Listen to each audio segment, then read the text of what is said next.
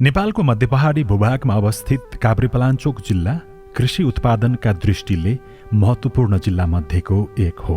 विशेष गरी आलु खेती यहाँका हजारौं किसानको आम्दानी र जीविकोपार्जनको आधार बनेको छ। पछिल्ला वर्षहरूमा उन्नत बिउ, आधुनिक प्रविधि, सिंचाई सुविधा, कृषि यान्त्रिकीकरण तथा सरकारी सहयोगका कारण काभ्रेको आलु खेतीमा उल्लेखनीय परिवर्तन आएको छ। उत्पादन वृद्धि भएको छ, किसानको आम्दानी बढेको छ र खेतीप्रतिको आकर्षण समेत बढ्दै गएको छ। आज हामी हेर्दैछौँ काभ्रेको आलु खेतीमा यही परिवर्तनको कथा।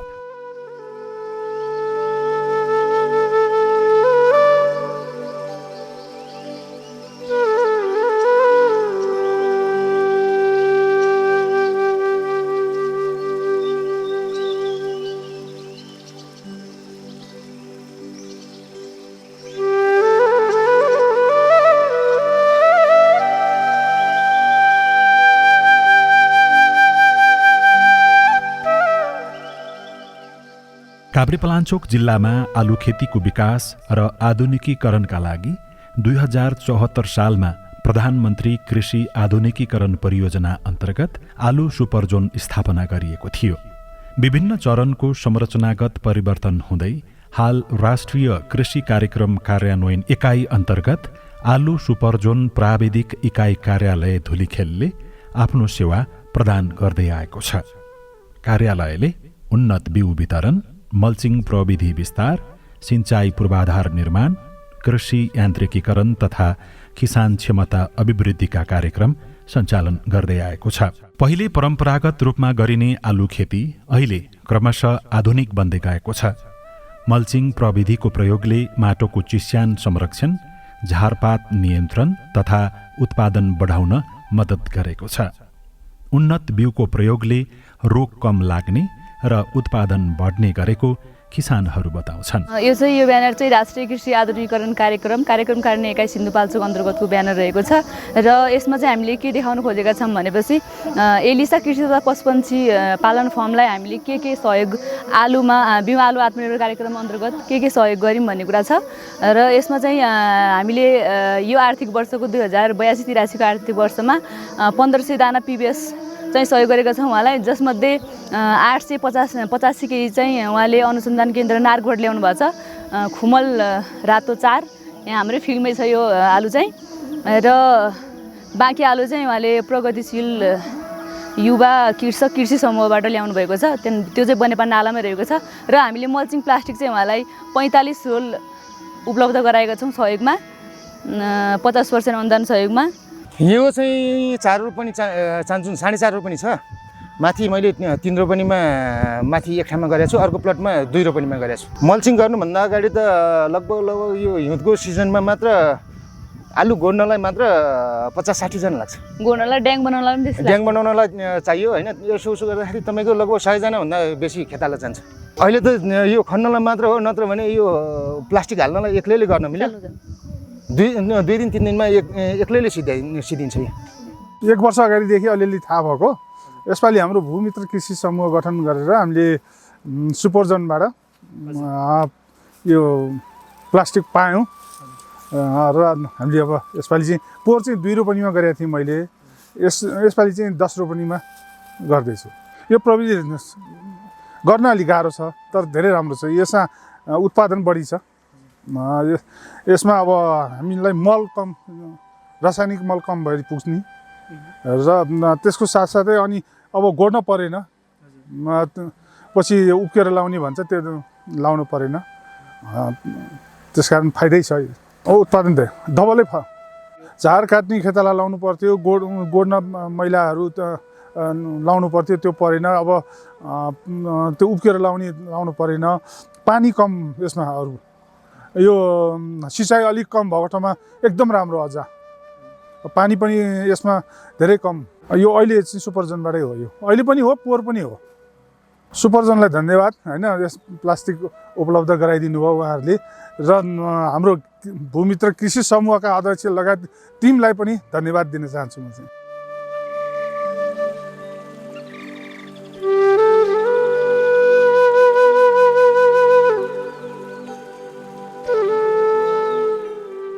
त चाहिँदैन, यही खन्ने बेला हो, रोप्ने बेला नि म ट्र्याक्टरले नै ड्याङ उठाउँछु। धेरै खुसी छु म। म्यामहरूलाई धेरै धेरै धन्यवाद दिन्छु, किनकि उहाँहरूले नै गरेर यो मल्चिङ प्लास्टिकहरू अनुदानमा युज गर्न पाइरहेछौँ। धेरै धन्यवाद दिन्छु उहाँहरूलाई त।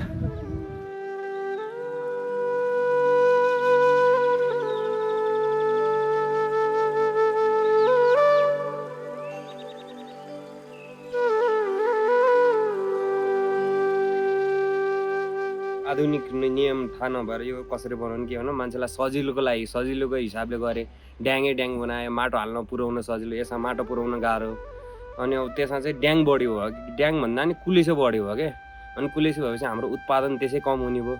अब यसमा त कमसेकम कुलो थोरै ड्याङ बढी भयो नि, ड्याङ बढी भएपछि त्यसले आलुले त्यो बढ्ने भाग मजाले पाउँछ। त्यसमा त यत्रो सानो ड्याङ हुन्छ, आलु एउटा सँगसँगै टाँसेर हुन्छ, अब बढ्न पाउँदैन। यसमा भए त अलिक ठुलोसँग मजाले माटो पनि पुग्छ, बढ्न पनि पाउने कारणले यो चाहिँ राम्रो हो। आलु पनि धेरै पनि फल्ने भयो, उब्जनी राम्रो हुने भयो। आलु सुपरजनले चाहिँ एकदमै हामीलाई धेरै धेरै यो प्लास्टिक हामीलाई उपलब्ध गराइदिनु भएको छ। यसमा चाहिँ उहाँलाई आलु सुपरजनलाई एकदमै धन्यवाद दिन चाहन्छौँ। हाम्रो समूहको सबै टिमलाई नै लगभग पुग्ने गरेर नै 175-80 रोलसम्म हामीलाई उपलब्ध गराइदिनु भएको छ। पहिलाको प्रविधि पनि खासै नराम्रो चाहिँ छैन, राम्रै छ। अब अहिलेको प्रविधि समय सँगसँगै बदलिँदो तरिकाले जाने, अब हामीलाई चाहिँ जस्तो भनिन्छ नि, अब अहिले फल धेरै फलाउन पर्ने, राम्रो पनि हुनुपर्ने, विषादी रहित पनि खानुपर्ने भएको हिसाबले चाहिँ हामीले यसलाई मल्चिङ प्लास्टिकद्वारा हामीले यसरी गऱ्यौँ भनेदेखि पानीको सिँचाइलाई पनि, अब सिँचाइ कम हुने ठाउँमा, हाम्रो यहाँ त छ नै सिँचाइ, त्यही पनि सिँचाइ कम हुने ठाउँहरूमा पनि यो एकदमै आवश्यकता र राम्रो देखिन्छ। विषादी रहित नै गर्नको लागि नै हामीले यसरी गरिरहेका छौँ। पहिलाको प्रविधि अपनाउनेहरूलाई चाहिँ पहिलाकै जसरी भन्दा पनि यो प्रविधिले गयौँ भने हामीले बढी उत्पादन गर्न सक्छौँ, फलाउन सक्छौँ बढी। अब राम्रो पनि यही प्रविधिले जाँदा धेरै राम्रो हुने। अब यसरी नै जाउँ, यसरी नै गरौँ भन्न चाहन्छु म चाहिँ।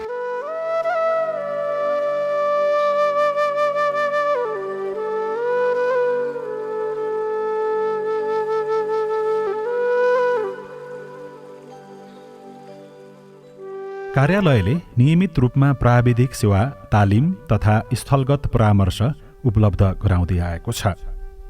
आलु खेतीलाई व्यावसायिक बनाउन सिंचाइ र यान्त्रिकीकरण अपरिहार्य मानिन्छ। यही आवश्यकता पूरा गर्न कार्यालयले विभिन्न कार्यक्रम मार्फत किसानहरूलाई सहयोग गर्दै आएको छ। यो आलु सुपर जोन काभ्रे नामको अड्डा यो कार्यक्रम कार्यान्वयन एकाइ सिन्धुपाल्चोक अन्तर्गत सञ्चालित एउटा चाहिँ कार्यक्रम हो, जसमा हाम्रो 4वटा जोनहरू र सुपर जोनहरू सञ्चालनमा छन्।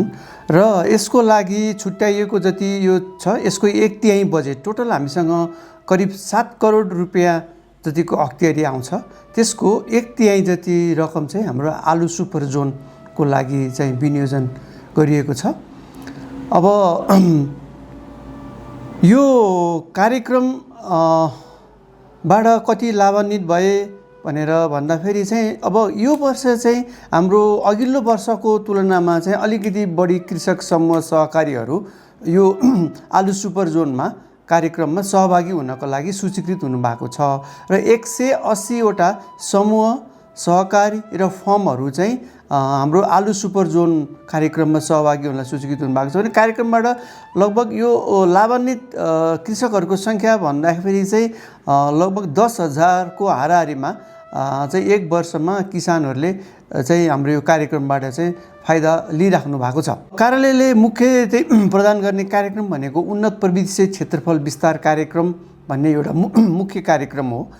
र त्यसपछि चाहिँ बिउ आलु आत्मनिर्भर कार्यक्रम भनेको यो सुपर जोनको हट, मान्छेको मुटु भने जस्तै आलु सुपर जोनको हट भनेको चाहिँ यो उन्नत प्रविधि क्षेत्रफल विस्तार र बिउ आलु आत्मनिर्भर कार्यक्रम भन्ने छ। यसमा चाहिँ हाम्रो अरू कार्यक्रमहरूको तुलनामा अलिकति बजेटको विनियोजन पनि बढी नै रहेको छ। र यसलाई हामीले लगभग त्यो फिगरमा भन्नुपर्दा यी 2टा प्रोग्राम गरेर 70-80 लाख जति चाहिँ बराबरको हामीले चाहिँ सहयोग पुर्याइराखेका छौँ। र हाम्रो सहयोग भनेको कस्तो हुन्छ भने यो लागत सहभागितामा आधारित हुन्छ।